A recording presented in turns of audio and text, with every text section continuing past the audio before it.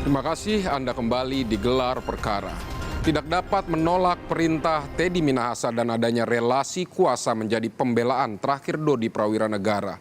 Tim kuasa hukum Dodi menegaskan Dodi tidak mempunyai niat jahat dalam melakukan perbuatan yang didakwakan. Apakah pembelaan ini dapat meringankan putusan Dodi dalam sidang vonis nanti? Berikut ulasan jurnalis Kompas TV Rangga Indrajana. Yang mana daya paksa dialami, terdakwa berupa daya paksa ancaman secara psikis dan juga di bawah kendali relasi kuasa yang tidak sehat. Doktrinisasi organisasi agar mentaati perintah pimpinan dan ancaman psikologi terhadap terdakwa. Sehingga terdakwa sebenarnya tidak memiliki niat untuk melakukan perbuatan sebagaimana yang didakwakan oleh jaksa penuntut umum.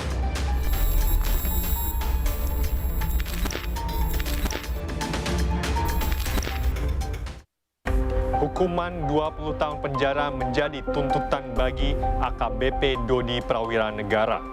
Teori relasi kuasa menjadi titik yang ditekankan oleh tim kuasa hukum Dodi. Apakah teori ini bisa membawa keringanan bagi Dodi Prawira Negara?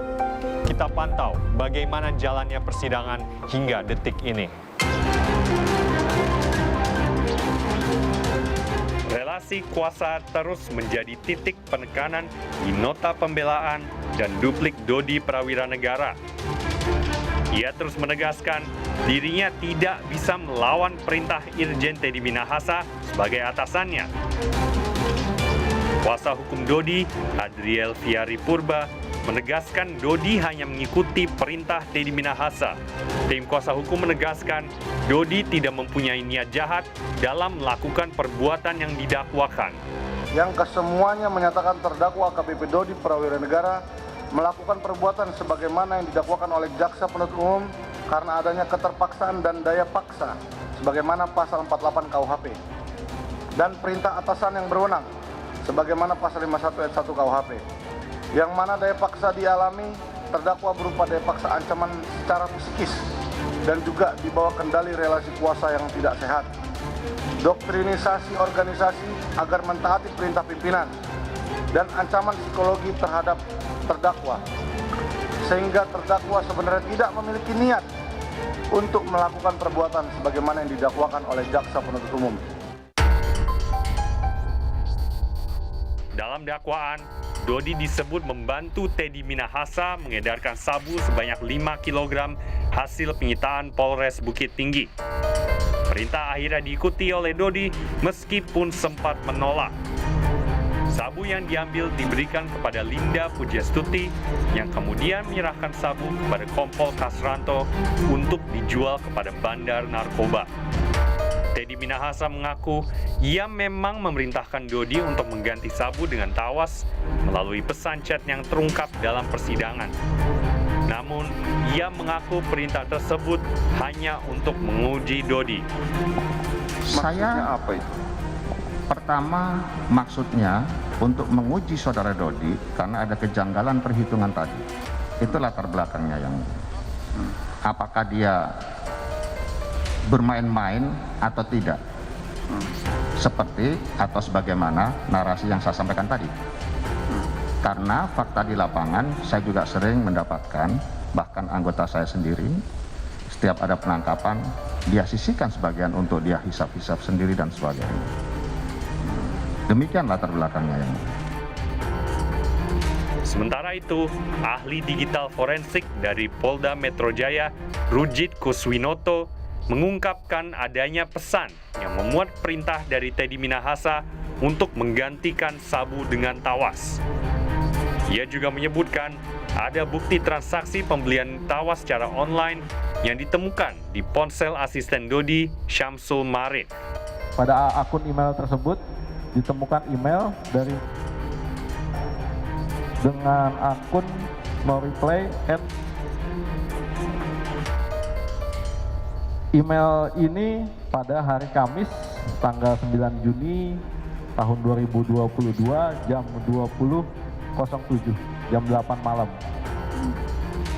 Untuk emailnya sendiri dengan subjek pesanan selesai tanda kutip tawas.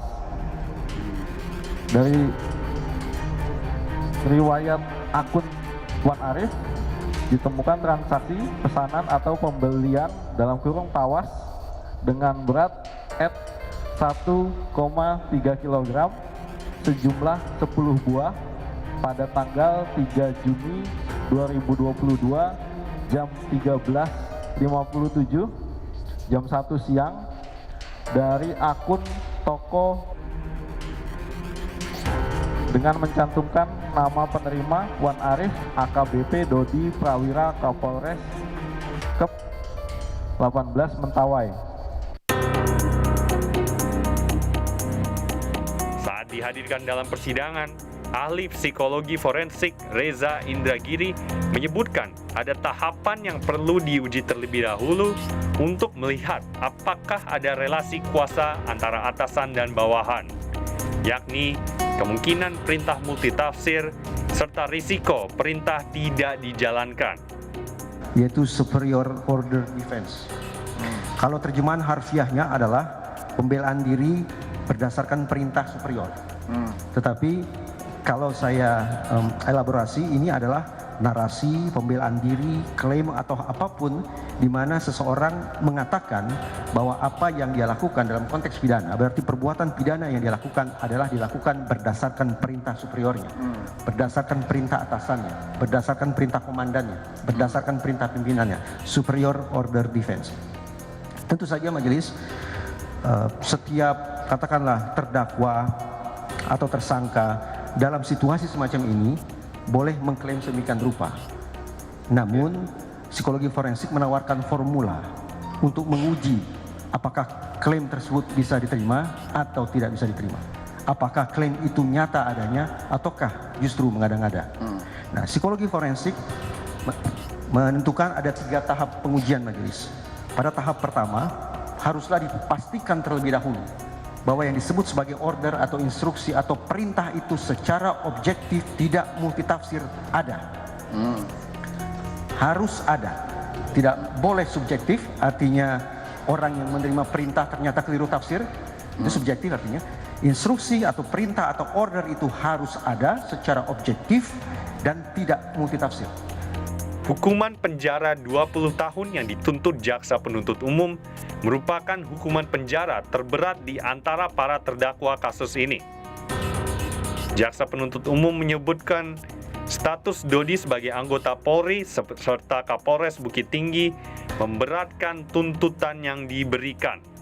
Menyatakan terdakwa Dodi Prawira Negara bersama-sama dengan saksi Teddy Minahasa Putra, saksi Samsul Ma'arif, dan saksi Linda Pujiastuti alias Anita telah terbukti secara sah dan meyakinkan melakukan tindak pidana mereka yang melakukan secara tanpa hak atau melawan hukum menjadi perantara dalam jual beli, menukar atau menyerahkan narkotika golongan 1 bukan tanaman yang beratnya lebih dari 5 gram sebagaimana diatur dalam pasal 114 ayat 2 Undang-Undang Republik Indonesia Nomor 35 Tahun 2009 tentang narkotika Yunto pasal 55 ayat 1 ke 1 KUHP sesuai dakwaan pertama kami.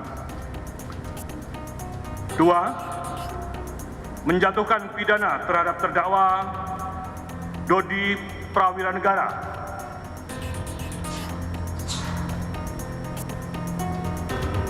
selama 20 tahun. Teori relasi kuasa menjadi titik kunci dari pembelaan Dodi Prawira Negara. Hukuman 20 tahun penjara menjadi beban di benaknya. Apakah teori relasi kuasa antara atasan dan bawahan ini bisa membawa keringanan hukuman? Kita nantikan putusan dari majelis hakim pada sidang vonis yang menanti.